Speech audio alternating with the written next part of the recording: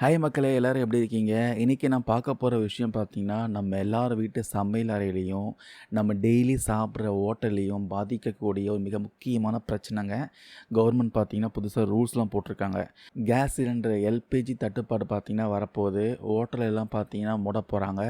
மறுபடியும் நம்ம விறகடுப்புக்கு மாற வேண்டிய நிலைமை வருமா? இப்படி பல கேள்விகள் இப்ப பார்த்தீங்கன்னா, மக்கள் மனசுல ஓடிட்டு இருக்கு. கேஸ் சிலிண்டர் முன்பதிவுல மத்திய அரசு இப்போ சில அதிரடி கட்டுப்பாடுகள் போட்டிருக்காங்க. ஆக்சுவலா பேக்கிரவுண்ட்ல என்னதான் நடக்குது? ஏன் திடீர் கட்டுப்பாடு? வாங்க டீட்டெயிலா இந்த வீடியோல பார்க்கலாம். முதல்ல ஏன் இந்த கேஸ் தட்டுப்பாடு வந்துச்சுன்னு புரிஞ்சுக்கலாம். 2024, 25ஆம் வருஷத்துக்கான கணக்குப்படி பார்த்தீங்கன்னா, இந்தியாவுல சமையல் எரிவாயுவோட மொத்த தேவை பார்த்தீங்கன்னா, சுமார் 3,13,00,000 டன்னா இருந்துச்சு. ஆனா நம்ம நாட்டுல உற்பத்தியானது பார்த்தீங்கன்னா, வெறும் 1,28,00,000 டன் தாங்க. மீதமுள்ள தேவையில 90% கேஸை வந்து நம்ம சவுதி அரேபியா உள்ளிட்ட வளைகுடா நாடுகள்ல தான் பார்த்தீங்கன்னா இறக்குமதி செஞ்சுட்டு இருக்கோம்.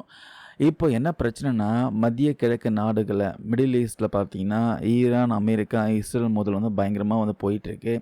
இதனால வந்து உலக நாடுகளுக்கு வந்து பெட்ரோலியம் சப்ளை ஆகுறதுல மிக முக்கியமான பாதையான தி ஸ்ட்ரெய்ட் ஆஃப் ஹார்மஸ், அதாவது ஹார்மஸ் ஜலசதி சொல்லுவாங்க. அந்த பாதை வந்து மூடுற நிலைமைக்கு தள்ளப்பட்டிருக்கு.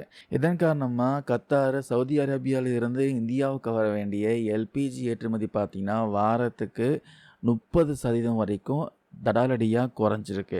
இந்த நியூஸ் வெளியானதுமே மக்கள் மத்தியில பார்த்தீங்கன்னா, ஒரு பெரிய பேனிக் ஆகியிருக்கு. விலை ஏறிடுமோ, கேஸ் கிடைக்காம போயிடுமோன்னு பயத்துல, சாதாரணமா 55 நாளைக்கு ஒருக்க கேஸ் புக் பண்றவங்கலாம், இப்போ 15 நாளைக்கே பார்த்தீங்கன்னா, முண்டி அடிச்சு கேஸ் புக் பண்ண ஆரம்பிச்சுட்டாங்க. இப்படி வந்து மக்கள் பதுக்கறதையும், கள்ள சந்தையில கேஸ் விற்கப்படுவதையும் தடுப்பதற்காக மத்திய அரசு ஒரு மாஸ்டர் பிளான் போட்டிருக்காங்க.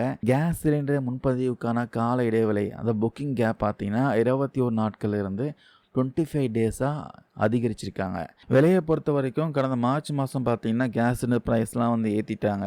14.2 கிலோ வீட்டு உபயோக கேஸ் சிலிண்டர் விலை பார்த்தீங்கன்னா ரூ. 60 ஏற்றிருக்காங்க. 19 kilo commercial gas cylinder price பார்த்தீங்கன்னா ரூ. 115 ஏறி போச்சு. இந்த நிலைமையை சமாளிக்க மத்திய அரசு அத்தியாவசிய பொருட்கள் சட்டத்தின் கீழே அவசர கால விதிகளை பார்த்தீங்கன்னா கையில் எடுத்திருக்காங்க.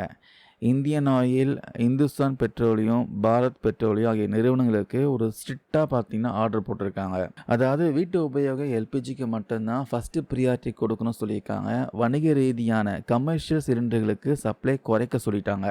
குறிப்பாக வந்து சிலிண்டர்களை நிரப்பப்படுற அந்த ப்ரொபைன் மற்றும் பூட்டைன் பார்த்தீங்கன்னா, அந்த வாயில்கள் எல்லாமே வீடுகளுக்கு கொடுக்கும் சிலிண்டர்களை தான் முதல்ல நிரப்பணும் அப்படின்னு சொல்லியிருக்காங்க. ஸோ கமர்ஷியல் சிலிண்டர் சப்ளை பார்த்தீங்கன்னா குறைஞ்சதுனால, கட்டானதுனால நாடு முழுக்க ஹோட்டல்கள் வச்சுருக்கவங்க நிலைமை பார்த்தீங்கன்னா ரொம்ப மோசமாக இருக்குது. ஒவ்வொரு ஸ்டேட்லேயும் என்ன நடக்குதுன்னா, பஞ்சாபில் மார்ச் 8 இருந்து 19 கிலோ மற்றும் பெரிய கமர்ஷியல் சிலிண்டர்கள் அனுப்புறத நிப்பாட்டிட்டாங்க. மகாராஷ்டிரா, பூனே, நாக்பூர்லேயும் பார்த்தீங்கன்னா சப்ளை வந்து பயங்கரமாக குறைஞ்சதுனால சுமார் 9,000 ஹோட்டல்கள் பார்த்தீங்கன்னா, அதுக்கப்புறம் பார்கள் பார்த்தீங்கன்னா மூட வேண்டிய நிலைமைக்கு தள்ளப்பட்டிருக்கு. ஆந்திரா, தெலுங்கானாலையும் பார்த்தீங்கன்னா அப்படிதான். ஹைதராபாத் உள்ளிட்ட பல மாவட்டங்களில் புதுசாக கமர்ஷியல் சிலிண்டர் ஒதுக்கீடை வந்து கிடையாதுன்னு நிப்பாட்டிட்டாங்க. தமிழ்நாட்டில் நம்ம சென்னை மற்றும் கோயம்புத்தூர்லேயும் புதிய கமர்ஷியல் சிலிண்டர் விநியோகம் பார்த்தீங்கன்னா நிறுத்தியிருக்காங்க. இமாச்சலம், கொல்கத்தா இங்கேயும் பார்த்தீங்கன்னா 25 நாளைக்கு ஒரு தடவை தான் புக் பண்ண முடியும். ஸோ இவ்வளோ நடக்குது. அப்போனா வந்து இந்த பெட்ரோல், டீசல் விலையும் ஏறிடுமா? விமான எரிபொருள் தட்டுப்பாடு வருமா? அப்படின்னு பலருக்கும் பார்த்தீங்கன்னா பயம் இருக்கும். பதறாதீங்க மக்களே. அரசு வட்டாரங்கள் என்ன சொல்லியிருக்காங்கன்னா, சர்வதேச சந்தையில் வந்து கச்சா எண்ணெய் விலை வந்து ஒரு பீப்பாய்க்கு $130 தாண்டினா மட்டும்தான் இந்தியாவில் பெட்ரோல், டீசல் விலையெல்லாம் ஏறும். அது வரைக்கும் விலை ஏற வாய்ப்பில்லை சொல்லிட்டாங்க. நம்ம ஊர் பெட்ரோல் பங்க்கில் பார்த்தீங்கன்னா எந்த தட்டுப்பாடும் கிடையாது சொல்லிட்டாங்க. ஏன்னா இந்தியாவில் போதுமான அளவு எரிபொருள் இருப்பு இருக்குதுன்னு சொல்லியிருக்காங்க. ஸ்டாக் இருக்குது. அது மட்டும் இல்லாமல் அல்ஜீரியா, ஆஸ்திரேலியா, கனடா, நார்வே மாதிரியான நாடுகள் எல்லாம் பார்த்தீங்கன்னா இந்தியாவுக்கு வந்து எல்பிஜி விற்க நாங்கள் தயாருன்னு தாங்களாகவே பார்த்தீங்கன்னா முன் வந்திருக்காங்க. அதனால் அந்த ஹார்மஸ் ஜலசக்தி பாதை தவிர்த்து வேறு வழிகளை பார்த்தீங்கன்னா கச்சா எண்ணெயை வாங்குறத அரசு துரிதப்படுத்தியிருக்காங்க. விமானங்களுக்கு போடுற அந்த ஏடிஎஃப், ஏவியேஷன் டர்பைன் ஃபியூல் பார்த்தீங்கன்னா அந்த எரிபொருளும் நம்மக்கிட்ட போதுமான அளவு ஸ்டாக் இருக்குன்னு சொல்லியிருக்காங்க. So no tension.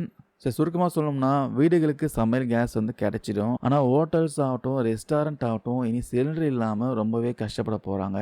இதனால் வெளியே சாப்பிட்ற சாப்பாடு விலையும் ஏறத்துக்கு அதிக வாய்ப்பு இருக்குது. ஸோ மக்களே, நீங்கள் ரீசெண்டாக கேஸ் புக் பண்ணி உங்களுக்கு வந்து கேஸ் சிலிண்டர் வர லேட் ஆச்சா? அரசாங்கம் 21 நாள்ல இருந்து 25 நாளா புக்கிங் டைம் மாத்துனத பத்தி நீங்க என்ன நினைக்கிறீங்க? மறக்காம உங்களுடைய கருத்துக்கள கமெண்ட்ஸ்ல பதிவு பண்ணுங்க. இந்த விஷயம் வந்து கண்டிப்பா நெறைய பேருக்கு யூஸ்ஃபுல்லா இருக்கும்னு நம்புறோம். தேங்க் யூ நண்பா, நண்பீஸ்.